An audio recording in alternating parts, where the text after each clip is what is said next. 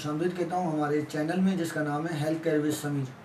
दोस्तों, इस चैनल में हम आपको बताते हैं हेल्थ के मुतालिक बहुत सारी टिप्स, जिसे जानकर अपनी हेल्थ को आप कर सकते हो बेहतर।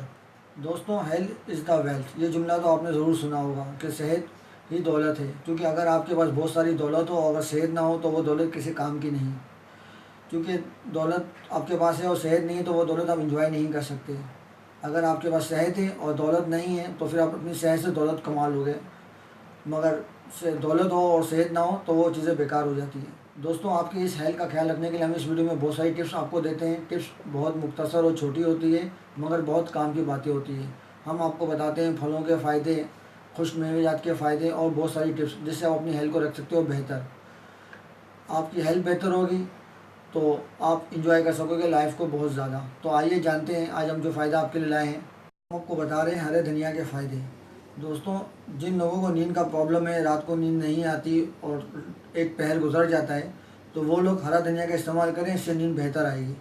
जिन लोगों को एलर्जी का प्रॉब्लम होता है, सोजिश होती है और जलन होता है, वो लोग भी हरा धनिया इस्तेमाल करके इसका फ़ायदा उठा सकते हैं।